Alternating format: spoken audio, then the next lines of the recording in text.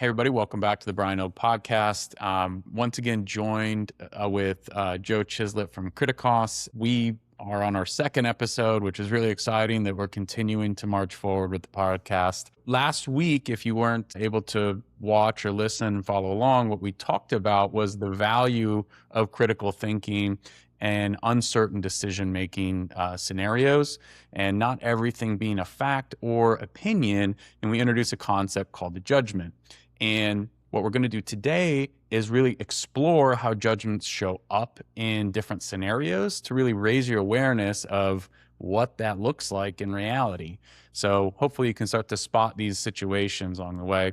And, just to throw it out there, follow, like, subscribe to the podcast. We are just getting started and looking for more followers. Also, we'll have a link to Joe's website, Kritikos, in the comments, so you can check his website out and see more about what he does. With all that in mind, Joe, welcome back. How are you?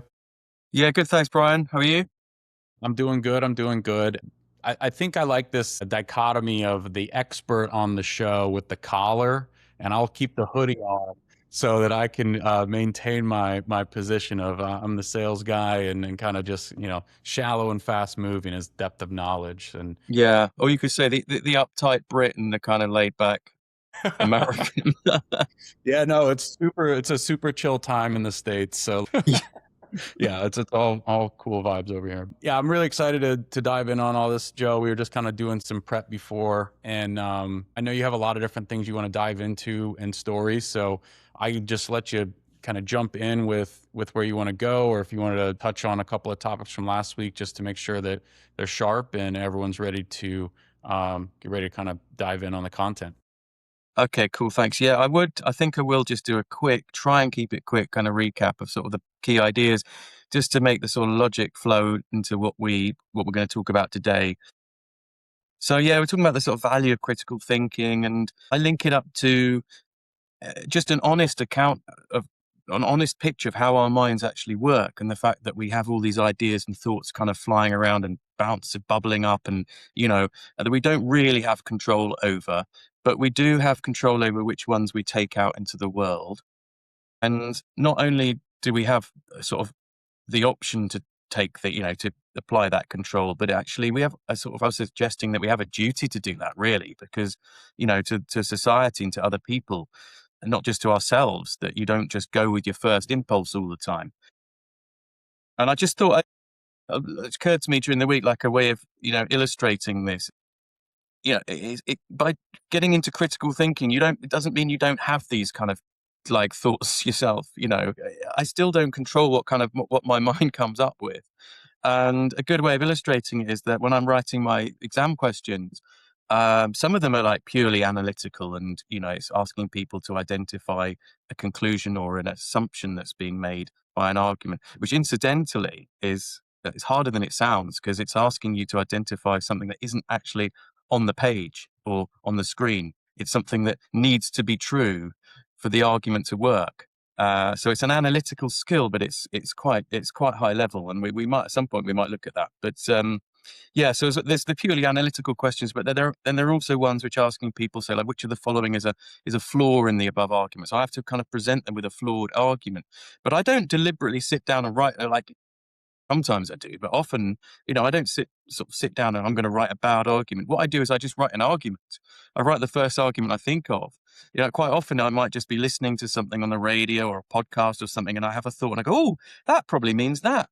And then I go, oh yeah, that's a clever thought, Joe. And then I go, hang on a minute, is that really, am I really happy with that? Does that really follow? And I realize maybe it doesn't.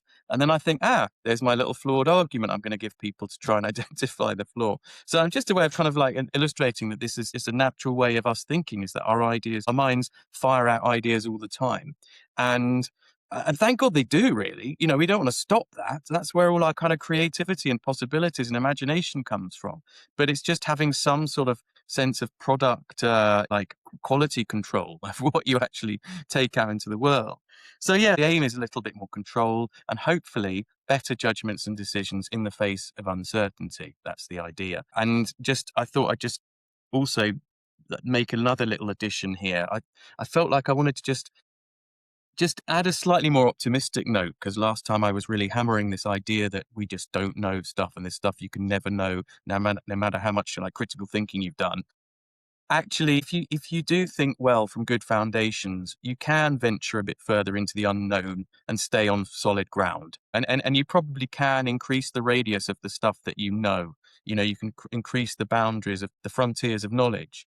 I actually think that happens through a combination of creative and critical thinking. That's how science progresses, as we'll maybe talk about at some point. But it's not all doom and gloom. We can go somewhere with our thinking if we're careful, and it can give us more security and accuracy. But there is that trade-off I mentioned. You know, like it will slow you down thinking a bit. So what we're looking at today is ways that just very quickly, intuitively adding a little bit of critical thinking into what you're doing in the middle of a sort of real-time conversations, just by applying this concept of judgment. So I want to kind of just go back into a couple of those points because you said Sure. a lot of very good things, and it's worth mentioning. I feel like that's the general predisposition for Brits is kind of the doom and gloom, a little bit, right? A little bit of that. So everything we're really talking about is making choices to put yourself into better situations. I think that's one of the key benefits of being able to weigh information is you don't just go with your first instinct. You have to be able to filter your thoughts. You have to be able to weigh out the trade-offs of making a choice. You mentioned duty of control is something you just said. So I think that's super important, and where like a judgment, like how that works, and why it's important. And then also what you do and what your career has been writing these challenging questions to really draw out people's ability to think and process through challenging arguments and test prep and those types of things. So I don't know if you have an example you want to go into later there, but that might be interesting to explore Mm. one of those questions. Okay.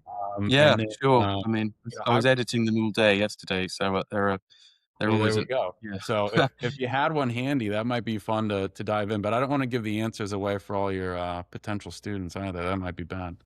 Anyways, No, yeah. um, yeah, I just actually that's reminded me of one more thing, as you were saying about just one more thing I'd like to add before we get into the judgment thing is, like what's when it comes to sort of making decisions and making choices, as you say, you know, and whether or not and how much to think and how much to weigh stuff up. One thing to ask is like, what's the alternative? And the Yeah. alternative is just going with your impulse or instinct or intuition. Now, I've got a bit more time for intuition and instinct than probably your average critical thinking person. And that'll probably come out more in maybe future episodes. But I don't know if I just couldn't resist talking about this. I don't know if you have the show Traitors in America, but it's Uh, big. w- we do. I'm not a big TV guy, but it's my daughter loves the show. She tells me Right. about it all the time, and I had no Okay, idea. yeah, my kids love it. We watch it as a family, actually. Yes, I mean, I'm not a huge. I'm going to say this now. Not a huge reality TV fan. I sometimes find them a bit exploitative, but there are a few I get really drawn into. I just can't help it, and this is one of them. And I think because it's about people, for me, it's almost like a test case of people surrounded by uncertainty, having to make judgments and decisions about who to evict from this house, whether or not they think they're lying or they're a traitor or a faithful. And it's just really interesting watching people's thought processes, watching people justify the decisions, and they don't have a lot to go on. And you realize that a lot of the time they are just going on instinct and intuition, and they admit that, which is fine. But one thing that, I really noticed watching the recent sort of series in the UK one, well, for a start, you had a couple of people who really prided themselves on having trained instincts and intuitions. You had a former like police detective and things who had so much kind of confidence in her ability to sort of sniff out, liars, Yeah. and she was hopelessly wrong. In fact, the people who performed better than her, I thought, were that kind of like the young 22-year-old like Muslim guy from the Asian guy from the north of England, who just was had a much better he had a much better feel for like these people, these young kids who seem to be doing better just on the pure intuition thing. And then the other thing is you notice is that the people who go into with absolute certainty, they said, I just know you're a traitor. I just know it. They Hmm. make their judgment and then they turn out to be wrong. And this poor person gets evicted because the group of people as a group, like herded together and went with absolute certainty. And instead of then going, oh, do you know what? Maybe we better not trust our instinct next time because it was so wrong. But they go in the next time with the same level of certainty and get it wrong again. And I thought it's like, in a way, one of the problems with intuition and things, even though it's very, honestly, I will be talking about its value at some point, is that I felt like what it doesn't do is that there's two things really. One, it's not accountable in the same way. And it, because people just say, well, it was just my gut. I had to go with my gut, right? Sorry, And the other thing is it doesn't really learn in the same way. I thought maybe those two things are connected. The fact that it's not accountable allows it to keep going ahead, making these, and it's not really learning or improving. So, that's people who pride themselves on having strong intuitions and things. Yeah. I'm slightly skeptical of that because I feel like it's, you wonder how much they've really tracked the amount of times they're getting it right, and sort of, and revise that accordingly.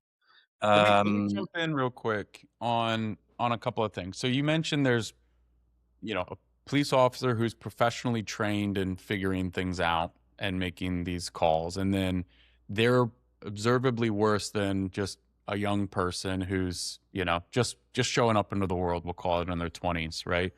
Um, what do you attribute that to? okay, well there are various kind of explanations for that, and some of them would take a little bit of time to go into. But one answer is simply kind of like I've already given, that you're not. It doesn't learn in the same way. So new experiences don't necessarily, like, you're getting the feedback that you were wrong, but you don't then adjust. And I think that when people get more confident in their role and more confident in their expertise, they can sometimes become almost overconfident in their own instinct and intuition. Yeah. So it doesn't. Um, but yeah, there are more complicated answers that we could explore another time, maybe.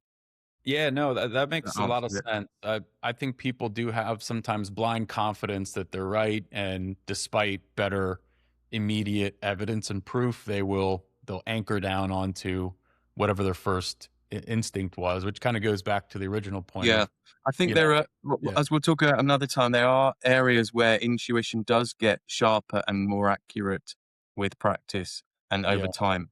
So yeah. I'm let's leave it excited at to that get for into now. that. I'm excited to get into that topic. So why don't we keep going down, the road of judgment, and Mhm. I know you had a couple of other topics you wanted to kind of introduce, and again, just kind of keep, um, you know, showcasing how judgment shows up beyond reality TV shows. Although I'd like to maybe get on there. But Yeah, that's what makes it such entertaining viewings. So, all right. So, so I felt like we should just sort of explain a bit more about what I mean by judgment, and then sort of apply it a little bit, and maybe take away, sort of extract from it how it's helpful, why it's helping us. I sort of described it last time as occupying a zone between fact and opinion. It's not the only thing that lies in that zone, but we're looking at things that have features of each. So a judgment, so if we think of facts as things which are sort of like certain, actively true, um, and that means that if you kind of like, you can be right or wrong about them. If you mislabel the capital city or something, there is a correct answer about which one it is. And okay. Um, and then you think about opinions as kind of being like subjective, that, there is no real truth. They're not right or wrong. They are each to their own. And you think about a judgment, you know, judgments are open to debate and discussion, and there are different judgments that you could make in a situation. So unlike facts, which are kind of fixed and certain, and you've got these, there are different judgments that are valid. But unlike opinions, they can be better or worse. They can be right or wrong sometimes. So it, it, the, what they have elements of each, but they also have something that they neither facts nor opinions have, which is uncertainty. because facts, a fact is a fact by definition. And opinions, in a funny kind of way, have a certainty about them. You say, "Well, that's my opinion." You know what your opinion is. It'll give you some evidence. It's not going to. You can't change. If somebody say, "Well, I like this. This is my favorite flavor of crisps." Okay, well, well, I think I've found 7 people who disagree with you. It's a completely irrelevant. Right. I could write a book on why this other flavor is better. It's not going to change. It's got no it doesn't- you have. It doesn't force you to rethink. So opinions have a kind of like certainty about them as well, in a way. And it's this middle area of judgment where there's uncertainty and an element of risk involved, because you're sort of, you're sticking your neck out in a way that you're not doing when you're just saying, "Well, that's just my opinion." Because with a judgment, you're prepared to be, you're saying something that may turn out to be better, worse, right, wrong, that kind of thing. And the best way is just to like give a couple of illustrations quickly, like paradigm examples would be something like, I think I mentioned last time, like a kind of a GP, like a doctor giving you their sort of diagnosis. You go along with a certain kind of physical symptoms, you're worried about something, and they say, "I don't think that's anything actually, I don't think that's anything that serious. I don't think you need to worry about that." What they're saying, it's not a matter of fact. They may be wrong, and they sometimes are. But at the same time, it's not just a matter of opinion that's purely subjective to them. And then, like if another doctor disagree, one of them's going to be right and the other one's going to be wrong. Both of their opinions are equally subjective, equally valid. So you both have and don't have the disease. It just doesn't make any sense. And then a kind of more sort of like less technical, like everyday level, like a parent making a judgment about what their child should or shouldn't be allowed to do. Yeah, again, it's not a matter of fact. Different parents might have different takes on that, and there might be valid reasons for each. But at the same time, it's not just a matter of opinion, in that some decisions you make, you know, you decide to give your child a diet of pure junk food. It's probably not a good one. It's probably not a good judgment. There are better and worse judgments that you can make, and you might not know at the time. That's why it's scary, of course. Being a parent, like you don't know what the consequences are going to be exactly of your decisions, and you're sort of winging it. But you know that some of the decisions and judgments and decisions you make are going to be better and worse for the child than others. Hence the responsibility. Hence why it's important. So you got 2 examples there of things that I'd call a judgment rather than a fact or opinion, and they both have an element of uncertainty. And so I hope that sort of illustrates a little bit by what the kind of thing. I mean, of course, they're different kinds of judgment.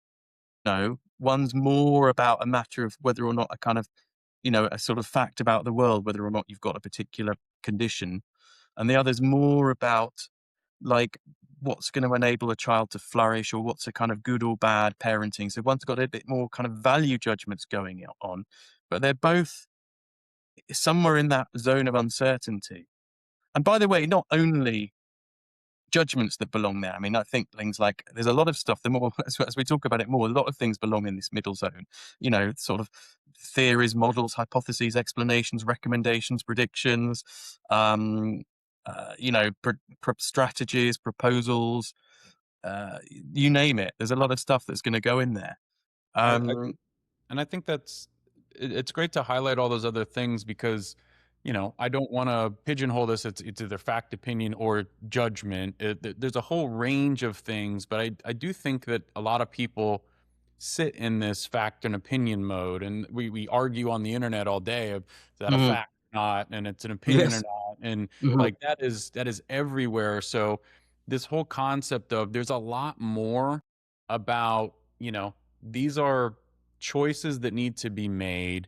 There's different kind of approaches or categories or buckets of what they could be, and those types of structures and how you work through those is, again, kind of what you do day in and day out, helping people learn about this. You've written about it, but I think those are the skills that if you can kind of really be able to systematically weigh out and work through those internally and with the team. I look at everything from a business lens because I think there's a lot of, what you're talking mm, about with uncertainty and risk is like risk management 101. You're a business leader trying to, you know, which strategy do we want to take with everyone's talking about AI. So what strategy do we want to take with AI?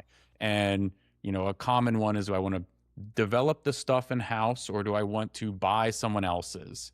And I talk to people all day long about what makes sense for them, and I help work through those. But that's a tangible, real challenge that a lot of leaders are struggling with right now. Mhm. So just to kind of tie that back to another, application, like real time today, being able to weigh out all those and make choices that Mm. will put you in a risky spot. And it's a business. It's like, are we going to get a lawsuit or not? Everyone has their own risk tolerance. Everyone has their own risk profile, plus their own decision making framework. It's a really complex topic, but for me, it always comes back to the person who has to make that choice needs the skills and the mechanics to be able to just properly evaluate what's going on in their world, and they can only see what information they understand, and have access to. So like, you're familiar with those, and like being able to explore all of those and bring those in. So I'll throw that in as yes, and all those other things beyond judgments. Like this is ultimately what we're trying to help get into our listeners and anybody who's watching. Like this is what ultimately these skills translate into from like a career development standpoint and application in your daily life. And you can hopefully take what Joe mentioned and kind of that and be able to, apply it into your own context. I always like to go use cases, but everyone has their own best stuff. So if there's Mm. different topics or anything like that, throw that in the comments. I'm going to be the YouTube guy. I watch my kids watch YouTube all day. So I know that you got to like smash the like button and all that other stuff, Joe. So that's my job here.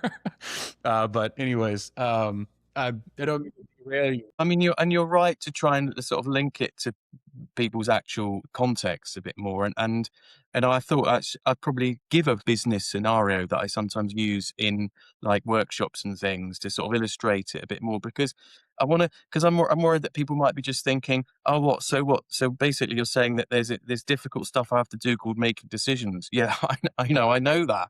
And I know I can't just Google them. I know they're not just things you can just Google. I know that they're more than just or just toss a coin. I've got to put some thought into it, and they might be right or wrong. But I think you've got to start somewhere. My first starting point is recognizing where judgments are taking place a bit more before we look at how to really sort of start sharpening up the judgments we make.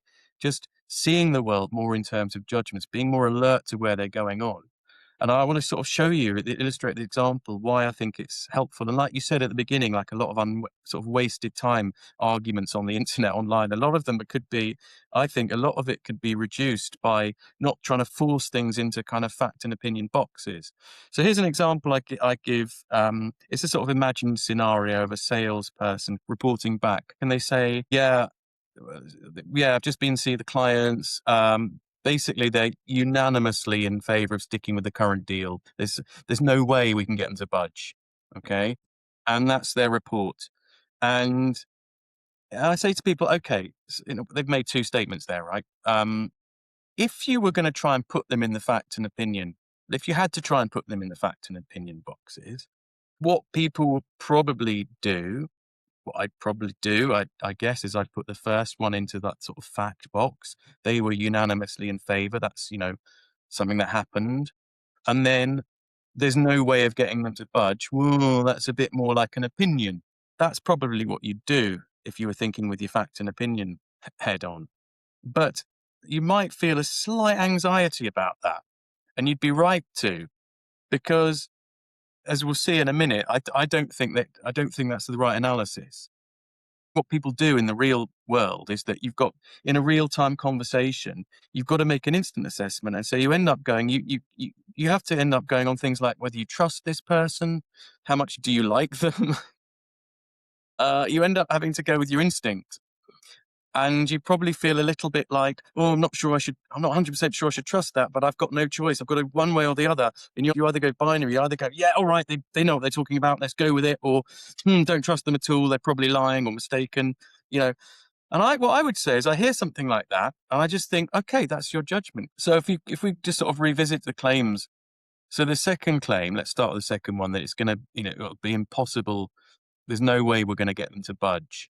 That's the one which we thought, hang on, like opinion, you don't know that. Yeah, he doesn't know that because it's about the future and people don't know the future. But it's calling it an opinion isn't quite right, because either it's going to be true or not. You could test it and you could find out, and you persevere and they don't budge, in which case it was the correct prediction. Or will you try a bit harder and they do budge, in which case it turned out to be wrong? So it's not just a matter of opinion whether or not they'll budge or not. In fact, because it's a claim about the future, we'd be better off calling it a prediction.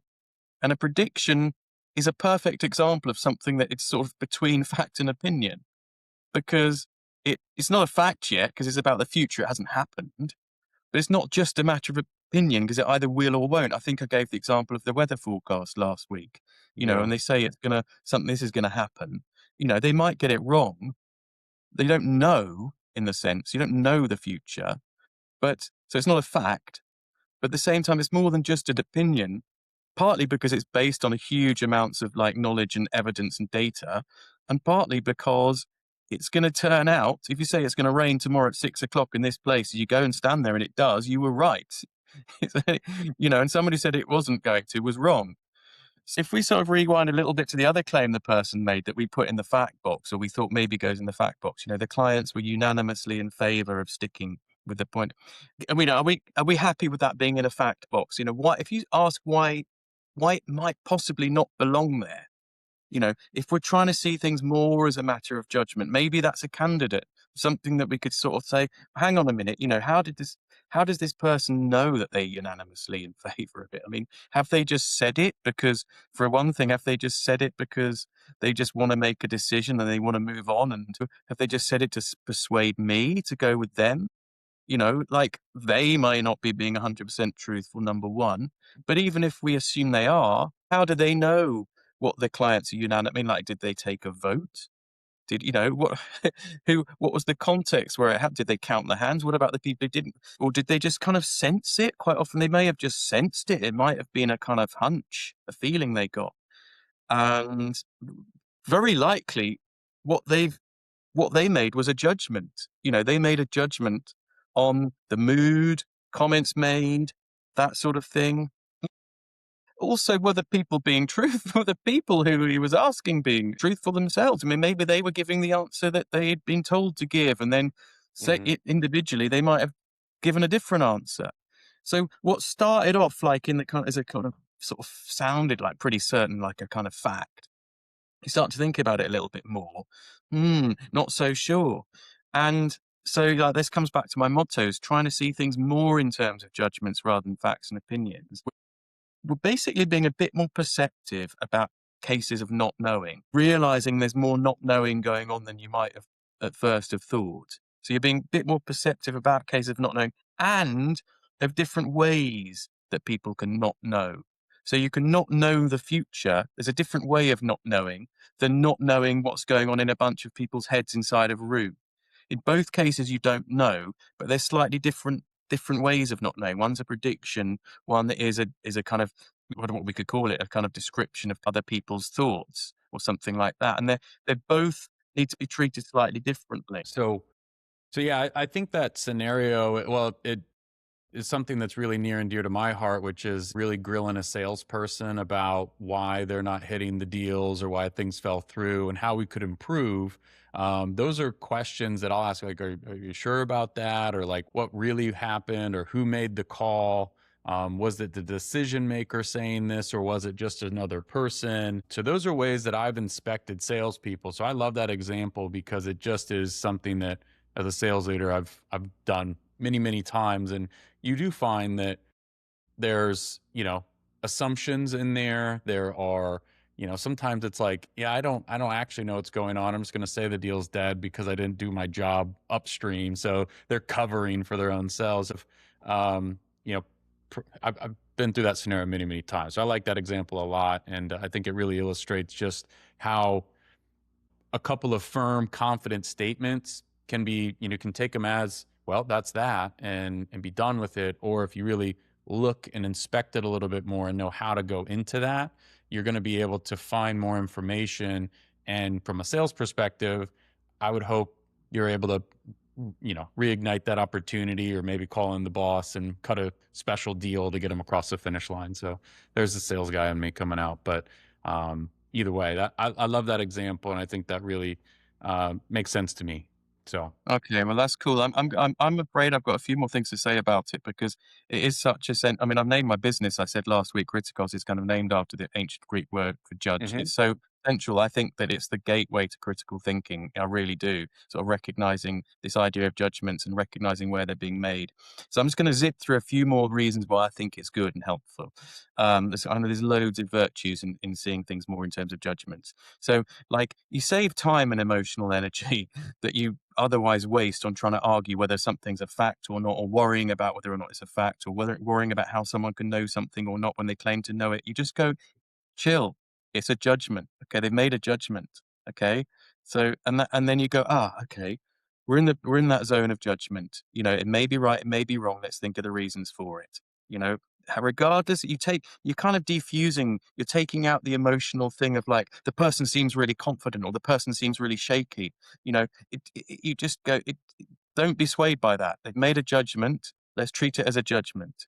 It also kind of reduces, I think, like the friction, like we sort of alluded to earlier, like people arguing about whether or not trying to put things sort of grind something into a box that it doesn't belong in. You're like forcing it into a fact box, or just calling it's just an opinion, and people get very, well, it's not just my opinion. Yes, it is. Blah blah blah blah blah. Well, it's not a fact. Yes, it is. Blah blah blah blah blah. Look, again, just chill. It's a judgment, right? We've made a judgment, and in thinking of a judgment, you're not going to buy into it 100%.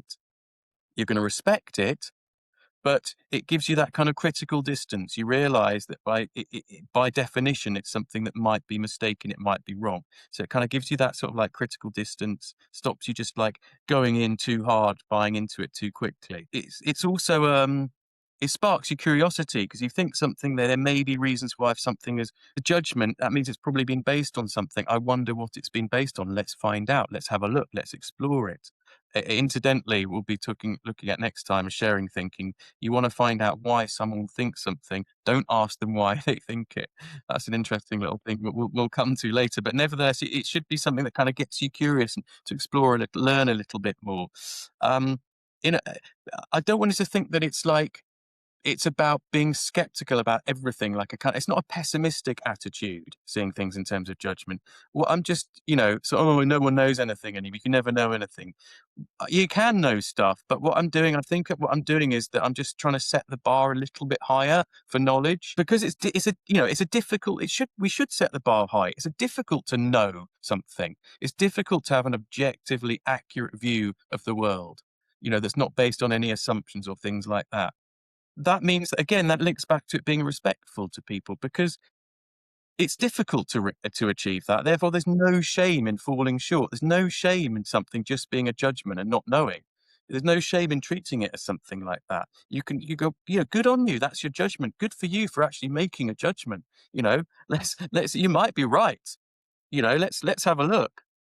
So it doesn't need to be pessimistic. I actually think it's this kind of little theory I've got that it's connected to there's lots of different reasons for where our human creativity and imagination comes from I think being aware of not knowing something, knowing that you don't know something is it's going to go, hang on a minute. It's like the classic thing of, what's his name? Einstein, Newton and the apple falling, hang on a minute. I don't actually know why that apple fell. And that it caused this kind of incredibly creative way of looking at the universe that seems obvious to us now, but wasn't at all at the time. So it kind of actually sparks curiosity, imagination, and growth and that kind of thing. But finally, it's a way of kind of instilling a nice blend of confidence but humility. And I think people will understand that that's a nice mixture to have, and you need to have that mixture. You need to have, they both need each other, because if you've got confidence but with no humility at all, very quickly turns into arrogance, overconfidence. and it's not good for thinking and decision making if you're never prepared to think that could see why you might be wrong. But at the same time, if you've got kind of lots of humility and you're always thinking about why you're right, you're wrong, and you've got no confidence at all, then you're not going to make your judgments, decisions. You're not going to offer anything out into the world. So you sort of need the two things together. And I think that thinking in terms of judgments helps you kind of create this kind of nice mixture of confidence but humility. If you say, well, it's just my opinion, that sounds quite weak, really. And I think that whereas if you say, look, this is my judgment, this is the judgment I'd like to make here. It gives the sense that you've thought about it quite a lot, that there's almost a sort of sense of finality about it. Like, and this is where I'm standing, you know. And so I think as a kind of leader, it's a good language to use. But you're also conceding that you're fallible. It's a judgment. You're not saying that you know. So you're admitting implicitly, you're admitting that there's a possibility that you're wrong. So you've got that kind of confidence and humility sort of built in to the idea of judgment.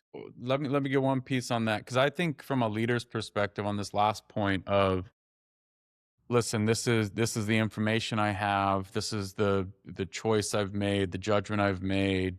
What that really helps kind of with the team, right? So being able to communicate your decision making process in a logical way.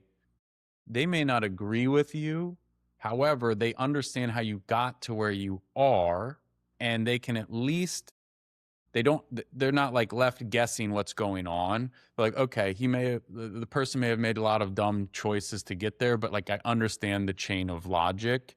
And that, I think, is something that helps people get on the bus, or like, this person's crazy and I'm out of here.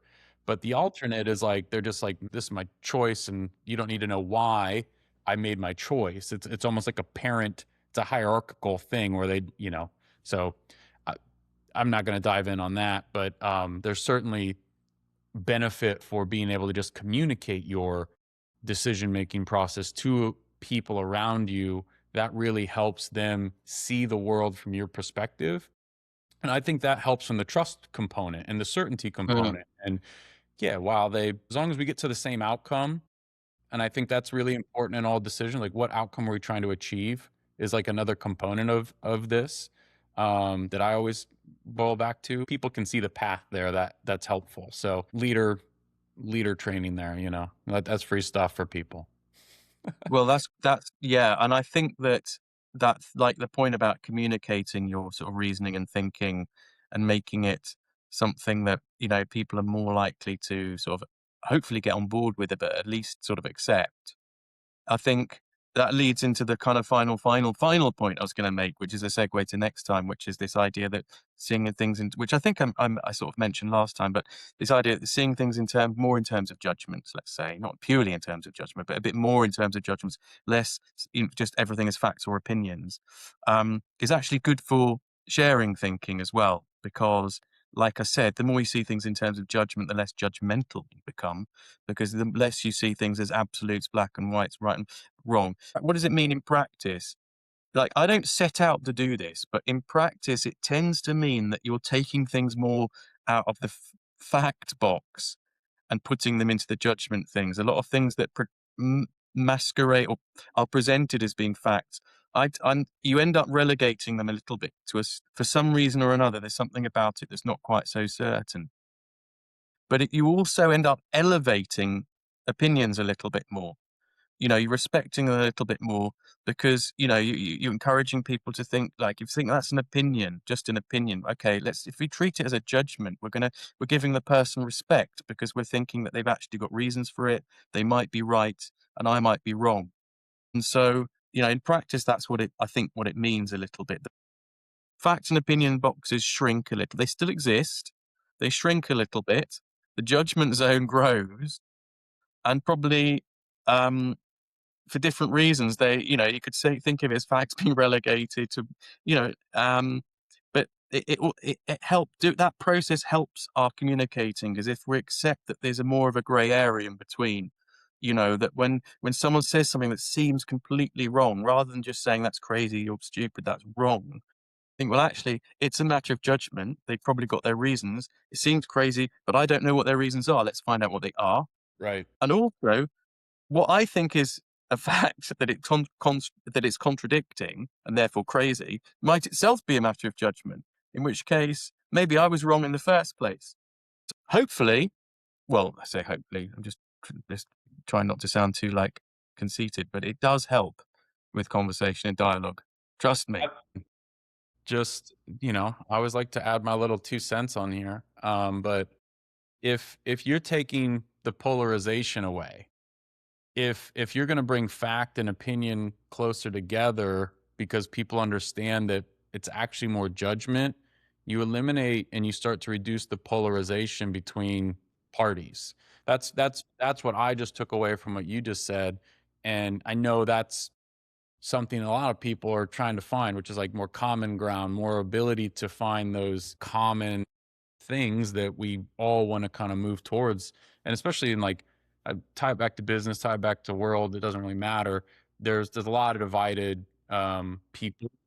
So this skill, again, just in a workplace, I deal with a lot of engineers. They have their own thing. And it's not selling stuff. It's building amazing products and like fixing problems. So there's my workplace is sales operations, sales engineering. Like we have our own facts and opinions on what's important. So as long as we're aligning towards a common goal, which is I want to sell the product, then all right, let's figure out how to do that together.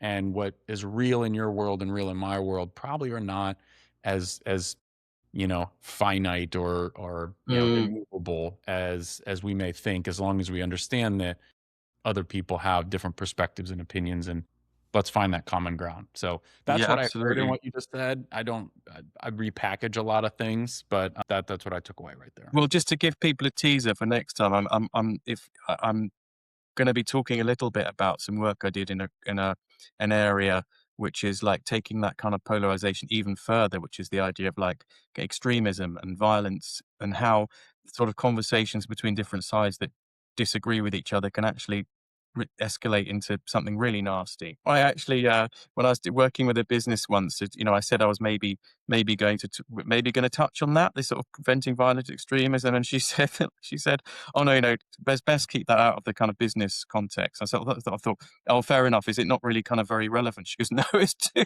relevant. It's absolutely. We got some Yeah. drama in this building.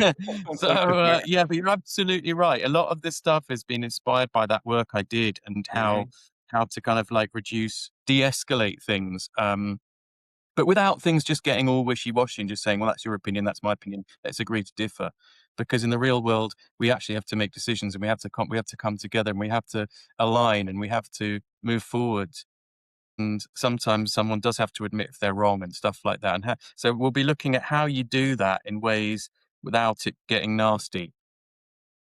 I So love that. yeah, But, I'll have a lot of little sidebar comments on that too, because okay. I've I done a look lot forward of to it. customer service in my life, and that is a place where you're constantly in conflict and combative situations. So I'm really excited about that because I think that helps you deal with frustrated people generally. That skill. I'm really excited to get into that. So this was an awesome episode. We covered a ton of ground. I think judgment and all the other potential things between fact and opinion are so relevant. There's so many different, ways to consider how they show up.